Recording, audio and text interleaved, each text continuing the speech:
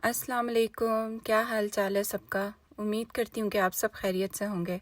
ये व्लॉग मैंने फ्राइडे को शूट किया था, मगर आज संडे है।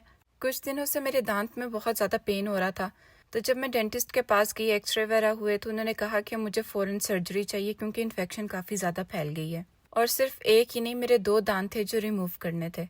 जिस दिन मैं सर्जरी करवा कर आई थी उस दिन तो पता नहीं चल रहा था क्योंकि एनेस्थीसिया का असर था, मगर जैसे जैसे असर कम हो रहा था तो मैंने 2 दिन बहुत ज़्यादा पेन में गुजारे हैं। तो आज मैंने सोचा कि मैं ट्राई करती हूँ कि मेरे से वॉइस ओवर हो पाता है कि नहीं। जैसा मैंने बताया कि ये व्लॉग मैंने फ्राइडे को शूट किया था, तो अजान उस दिन घर पे था क्योंकि उसकी तबीयत ख़राब थी। तो मैंने सोचा इसको मैं घर पे ही वर्कशीट बना देती हूँ ताकि थोड़ा सा घर पे ही पढ़ ले। तो यहाँ पे मैं देसी घी बनाने की तैयारी कर रही हूँ। एक मैंने पॉट ले लिया है और मेरे पास 4 क्यूब्स जो हैं वो यहाँ पे बटर के हैं, जिनका वेट जो है 454 ग्राम्स का है। मैंने पहले भी 1-2 दफ़ा अपने व्लॉग्स में देसी घी बनाने का तरीका आप सबसे शेयर किया है, मगर अब मेरे चैनल पे अल्हम्दुलिल्लाह बहुत सारे न्यू सब्सक्राइबर्स हैं, तो मैं चाह रही थी कि मैं एक दफ़ा फिर से ये तरीका उन सबके साथ भी शेयर करूँ।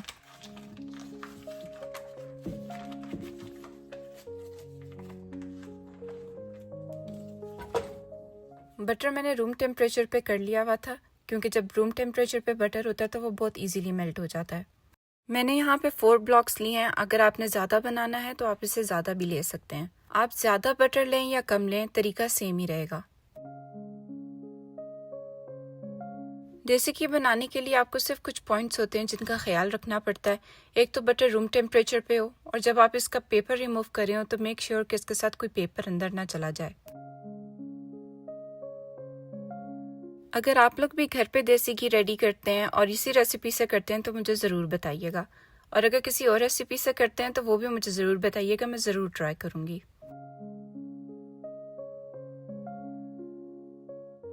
जब तक बटर मेल्ट हो रहा था मैंने सोचा कि मैं अपने किचन के काउंटर क्लीन कर लेती हूँ। और काउंटर टॉप पे जितनी भी चीज़ें हैं, अगर मैं उनको रोज़ रोज़ क्लीन ना करूँ तो उन पे काफ़ी ज़्यादा लिंट जमा हो जाती है। और जो चीज़ें आपके डेली यूज़ में आती हैं, ट्राई किया करें उन्हें साथ साथ साफ़ करते रहें, क्योंकि जब हम ऐसा करते हैं तो हमें कोई स्पेशल टाइम या स्पेशल डे नहीं निकालना पड़ता क्लीनिंग के लिए। आज मैं आप सबसे एक स्पेशल रोटी भी शेयर करने वाली हूँ जो आप अपने बच्चों को बना के दे सकते हैं, खास तौर पे उन बच्चों के लिए जो मेरे बच्चों की तरह बहुत पिकी ईटर्स हैं। मेरे बच्चे खाने में बहुत ज़्यादा तंग करते हैं। मैंने ये रोटी इंटरनेट पे देखी थी, उसमें और भी चीज़ें डलती हैं, मगर मेरे बच्चे जो हैं अगर वो मैं डालती तो वो बिल्कुल भी नहीं खाते। साथ साथ घर की क्लीनिंग भी मैं करी थी, किचन की भी ऑलमोस्ट डन कर ली थी मैंने, और हॉल की भी।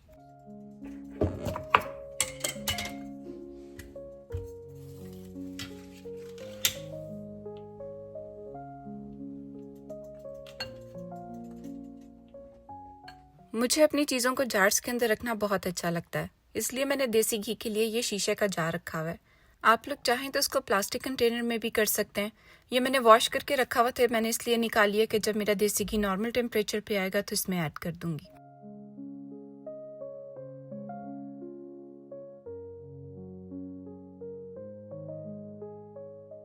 तो यहाँ पे बटर जितना मैंने ऐड किया था वो मेल्ट हो गया। अब इस पॉइंट पे आपको बहुत ध्यान रखना है क्योंकि जब ये बॉईल होना शुरू होगा तो ये ऊपर की तरफ आएगा। इस टाइम पे मैंने फ्लेम जो है वो मीडियम हाई रखा हुआ है ताकि अच्छे तरीके से जब ये पकना शुरू हो जाएगा तो मैं इसको लो कर दूंगी। देसी घी जब आप बना रहे हो तो आपको कुछ चीज़ों का ख्याल रखना पड़ता है, जैसे मैंने आपको पहले बताया कि कोई रैपर अंदर ना चला जाए, और मेक श्योर कीजिएगा जो चम्मच आप यूज़ करें उस पर पानी ना लगाओ। साथ साथ इसी तरह आप चम्मच चलाते जाएं इसके अंदर जब तक इसके बबल्स ख़त्म नहीं हो जाते। यहाँ पे पॉट मैंने इसलिए उठा लिया था क्योंकि मुझे लग रहा था कि चम्मच चलाने से भी जो बबल्स हैं वो नीचे नहीं जा रहे। वैसे तो देसी घी आप बाहर से भी खरीद सकते हैं, मगर जो चीज़ घर पे बनती है उसकी बात डिफरेंट होती है, और जो ये देसी घी घर पे बनता है इसकी खुशबू बहुत ज़्यादा प्यारी होती है। जब बबल्स इसके ख़त्म हो जाएंगे तो उसके बाद देसी घी जो है वो इस तरह का कुछ लगने लग जाएगा। इसका टेक्सचर इस टाइम पे क्रीमी होगा। जैसा मैंने बताया कि मेरे चैनल पे बहुत सारे न्यू सब्सक्राइबर्स हैं, मैं चाहती हूँ कि वो सब मुझे अपने आप को इंट्रोड्यूस करवाएं, और अगर वो कुछ मेरे बारे में जानना चाहते हैं तो मैंने एक पूरा एक व्लॉग बनाया हुआ है गेट टू नो मी के नाम से, आप वो जाकर ज़रूर देखिएगा।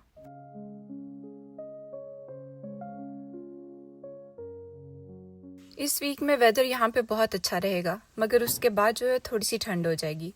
तो मुझे अच्छा लगता है कि मेरे घर में हमेशा लाइट आती रहे। जिस दिन यहाँ पे सूरज निकलता है उस दिन मैं मेक श्योर करती हूँ कि जो ब्लाइंडर्स हैं वो काफ़ी देर के लिए ऊपर हैं। मुझे अपने सोफ़ों पे इस तरह से थ्रोज रखने बहुत अच्छे लगते हैं, मगर जब लाइट कलर्स आप रख लें तो बच्चे गंदे कर देते हैं। मगर मैंने सोचा हुआ है कि एक दिन सारे मैं अपने कुशन कवर्स और जितने भी थ्रोज मैंने रखे हुए हैं उनको वॉश करूंगी। आप सब मुझे बताएं कि आप सब ने अपने घर में लाइट कलर्स की डेकोरेशन की हुई है कि डार्क कलर्स की। इंशाल्लाह मैं समर में थोड़ी सी सेटिंग चेंज करूंगी, विंटर्स में मैं इसलिए नहीं करी क्योंकि हर चीज़ बहुत गंदी हो जाती है।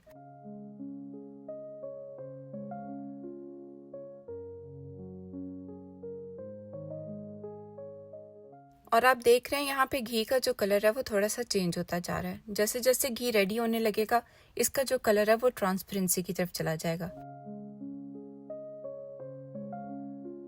मुझे अपने घर में 2 से 3 दफ़ा वैक्यूम ज़रूर करनी पड़ती है। एक दफ़ा तो बच्चों के आने से पहले होती है, उसके बाद जब बच्चे स्कूल से आते हैं तो उनके शूज़ के अंदर छोटे छोटे से सॉल्ट्स और रॉक्स आ जाते हैं। फिर तीसरी दफ़ा तब होती है जब वो शाम में कोई स्नैक वगैरह लेते हैं। यहाँ पे आप देख सकते हैं जैसे घी रेडी हो गया, ये बिल्कुल ट्रांसपेरेंसी की तरफ चला गया है।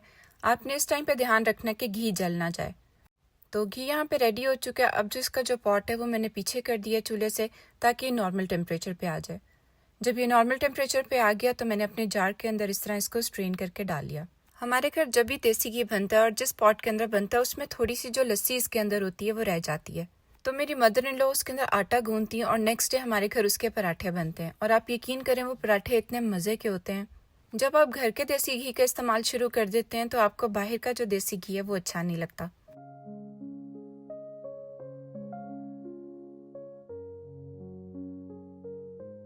तो अब मैं आप सबसे शेयर करूंगी वो स्पेशल रोटी जो आप अपने बच्चों को बना के दे सकते हैं जो बहुत ज़्यादा पिकी ईटर्स होते हैं।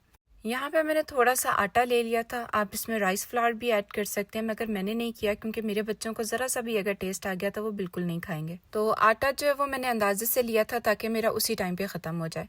फिर उसके अंदर मैंने थोड़ा सा सॉल्ट ऐड किया था। सॉल्ट आप अपने जितना आटा लिया उसके मुताबिक ऐड कर सकते हैं। आटे में इटसेल्फ फाइबर होता है और अब मैं इसमें अंडा ऐड कर रही हूँ जिसमें प्रोटीन भी हो जाएगी। अगर आप चाहें तो इसमें थोड़ी सी शुगर भी ऐड कर सकते हैं, मगर अगर आपने इसको हेल्दी साइड पे रखना है तो आप इसमें हनी ऐड कर सकते हैं। मैंने यहाँ पे 1 to 2 टेबलस्पून हनी लिए थे। अगर आप इस रोटी को थोड़ा सा स्वीटर साइड पे रखना चाहते हैं तो हनी थोड़ा सा और ऐड कर सकते हैं। फिर इन सब चीज़ों को बहुत अच्छे से मिक्स कर लेना है और इस आटे को पानी की जगह हमने दूध के साथ गूंदना है। दूध जो यहाँ पे मैंने लूक फॉर्म लिया था, अगर आपके पास फ्रिज में है तो आप उसको थोड़ा सा गर्म कर सकते हैं। फिर मैंने यहाँ पे थोड़ा सा देसी घी ऐड किया। मैंने कोई मेजरमेंट नहीं की, हर चीज़ है वो मैं अपने अंदाजे से ऐड कर रही हूँ। अगर आप चाहें तो इसमें ऑलिव ऑयल भी ऐड कर सकते हैं, वो भी बच्चों के लिए बहुत फ़ायदेमंद होगा। आटे की मैंने यहाँ पे बहुत अच्छी सी डो रेडी कर लेनी है। इतना इसको गूंदना है कि जो हाथों से चिपकना बंद हो जाए। फिर उसके ऊपर थोड़ा सा मैंने देसी घी जो बॉल के अंदर मेरे पास ऑलरेडी था वो थोड़ा सा मैंने ग्रीस किया। इस तरह से मैं इसको मलूंगी और थोड़ी देर के लिए रेस्ट पे रख दूंगी। फ्रिज में मैं इसको इसलिए नहीं रखूंगी क्योंकि कुछ देर में मुझे बच्चों को बना के देनी है रोटी, और जब आटा फ्रिज में चला जाता है तो थोड़ा हार्ड हो जाता है।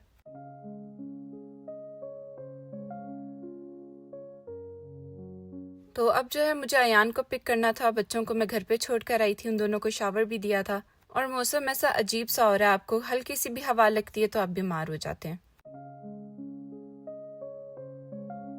अयान को मैं लेकर आई थी, उसके बाद यहाँ पे मैंने बच्चों के लिए रोटी बनानी स्टार्ट कर दी थी।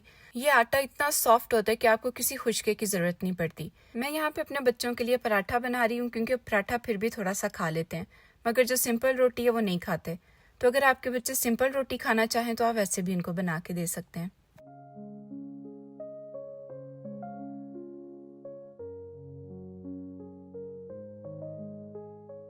जब आप ये रोटी बनाना शुरू करेंगे तो आप देखेंगे कि कितनी प्यारी खुशबू आ रही है। देसी घी मैंने अंदर ऐड किया था तो इस वजह से मैंने बहुत ज़्यादा ऐड नहीं किया, यहाँ पे सिर्फ हल्का सा ऊपर से इसको क्रिस्पी करने के लिए लगाया। आप लोग अपने बच्चों को ये ज़रूर बना के दीजिएगा, ये फुल ऑफ न्यूट्रिशन है। और अगर आपके बच्चे इसके साथ कुछ नहीं भी खाते, खाली रोटी भी खा लेते हैं तो वो भी बहुत फ़ायदेमंद होगी। आई होप आपको मेरा आज का व्लॉग पसंद आया होगा, और अगर पसंद आया है तो इसे लाइक करना मत भूलिएगा। और अगर अभी तक आपने सब्सक्राइब नहीं किया तो प्लीज़ मेरे चैनल को सब्सक्राइब कर लें और एक छोटा सा कमेंट ज़रूर किया करें, मुझे बहुत अच्छा लगता है आप लोगों के कमेंट्स देखकर। और मेरे लिए ख़ास दुआ कीजिएगा कि मेरी जो रिकवरी है वो जल्दी हो जाए और जो मुझे थोड़ी सी पेन रहेगी है वो भी ख़त्म हो जाए ताकि मैं अपनी नॉर्मल रूटीन में जल्दी आ सकूँ। तो आज का व्लॉग यहाँ पे एंड करते हैं। अगले व्लॉग में मिलेंगे इंशाल्लाह। तब तक के लिए अल्लाह हाफिज।